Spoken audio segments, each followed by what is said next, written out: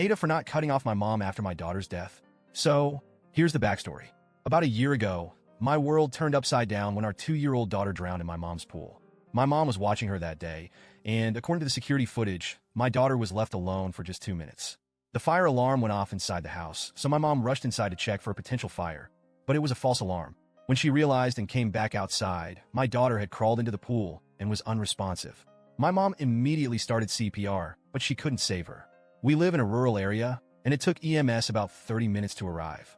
This incident was caught on security cameras, so there's no ambiguity. It was a tragic accident. My mom has always been competent. She raised me and my siblings, fostered other kids, and even babysat my nieces without any issues. But now she's racked with guilt and has attempted suicide 3 times since our daughter's death. My wife and I have been shattered by this. We've just started grief therapy, and during one session, my wife mentioned that cutting off my mom would make her feel better. She wants nothing to do with my mom, which I understand and support, but she also wants me to go no contact, NC, with her too. I couldn't bring myself to do that. I just don't see it as fair to cut off my mom for something that was a heartbreaking accident. I fully respect my wife's decision to avoid my mom, but I haven't pushed her to reconnect, and I'm not asking her to change her stance. Things blew up last night when my wife saw me shopping online for a birthday gift for my mom. She got really upset, and it turned into another argument about cutting her off. I explained, again, why I couldn't do it, despite understanding her pain. My wife feels betrayed, saying that by staying in touch with my mom, I'm betraying her and our late daughter. She gave me an ultimatum. Either I cut my mom off, or she would file for divorce. She said, "It's me or her." I tried to reason with her, but she left that night, packing a bag and going to a hotel. I don't want to lose my wife, but I also can't abandon my mom, who's drowning in guilt and remorse. Legally and in my heart, I don't believe my mom did anything wrong. She's also suffering from the trauma of this accident. I fear that losing me would push her over the edge, and I can't handle the thought of her attempting suicide again. I'm stuck between my wife, who's grieving and angry, and my mom, who's devastated and on the brink. I've been accused of choosing my mom over my wife and daughter, and I'm at a loss. AITA for refusing to cut my mom out of my life. Update. After my wife left for the hotel, I spent the whole night replaying everything in my head. I tried to put myself in her shoes, imagining the agony of losing a child and feeling like the person responsible is still in my life. I get why she's furious. This isn't just about a fight. It's about the raw, unfiltered pain of losing our little girl. But at the same time, I also see my mom's side. She's not some careless person who shrugged off her duties. She's a loving grandmother who made a split-second decision to check on what she thought was an immediate danger, a fire alarm. She didn't leave my daughter alone to scroll on her phone or take a call. It was instinct. And now, that instinct haunts her every day. My wife has isolated herself since our daughter died. She's pulled away from everyone, including me, and I don't blame her.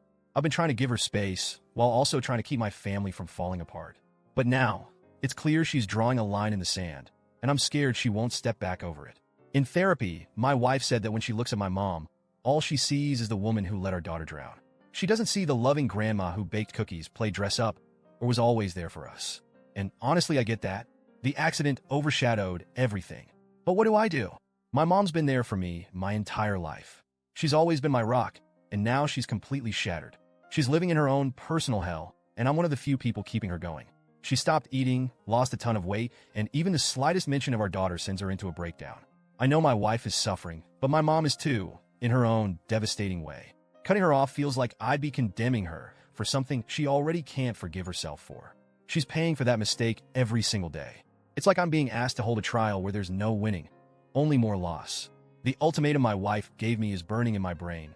It's me or her. The thought of losing my wife terrifies me. But abandoning my mom could destroy her completely, and honestly, I don't think I could live with that either. Since my wife left, I've been trying to reach out, but she's not answering my calls. She's made it clear that if I don't choose, she'll make the choice for me. I feel paralyzed by the weight of this decision.